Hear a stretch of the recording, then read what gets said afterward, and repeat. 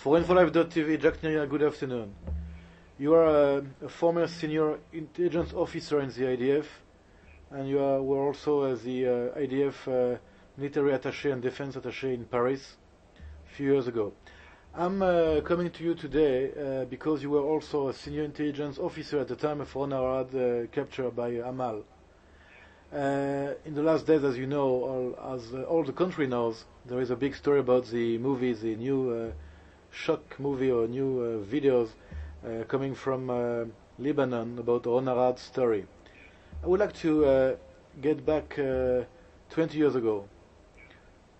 At the first day of the operation by Amal against Ron Arad, what was the feeling in the IDF? Well, the feeling was the first day was one of loss, because we had two pilots there and we had managed to rescue one of them, and unfortunately Ron Arad had broken an arm or something of the sort. Something was bad. Had a bad injury in his back.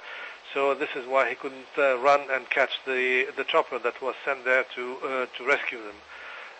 But yet, at the beginning, when we heard that he had fallen in the hands of Amal, and instead of falling in the hands of the Palestinians or other, there was some hope that we would get Ron Arad back very quickly. And this was very overwhelming. This was the sensation and the feeling that this was, it was going to be okay, which appeared afterwards that we were completely wrong. To your opinion, why till today nobody, no Amal, no Hezbollah, no other element, have really given something about Ron Arad possible release? How do you explain this situation with Ron Arad? It is indeed a mystery, but I believe that Israel had track of Ron Arad in 1989. And then everybody lost his tracks. Nobody knows exactly what happened to him. At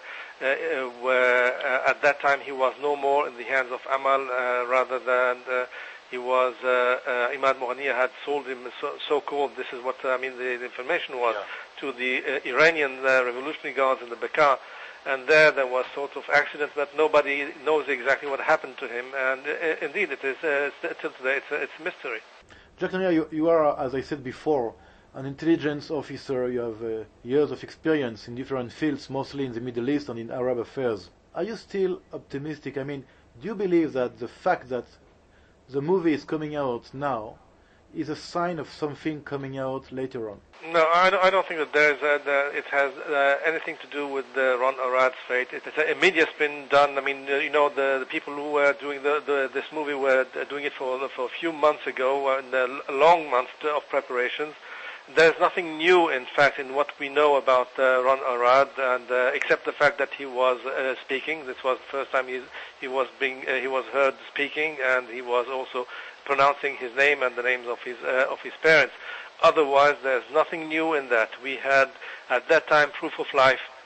We had pictures and we had letters of Ron Arad, and I don't think that this will in any way help in solving the puzzle of Ron Arad. Do you think that Iran is still involved with Ron Arad's story? I don't know. I don't have a definite. We don't. I myself, I'm not much involved in those late years.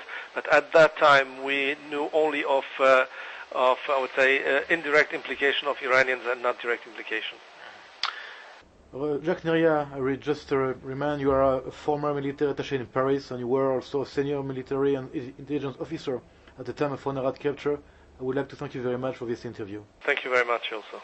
For infolife.tv, it was Olivier Rafowitz speaking with Colonel Jack Neria, reserve intelligence officer.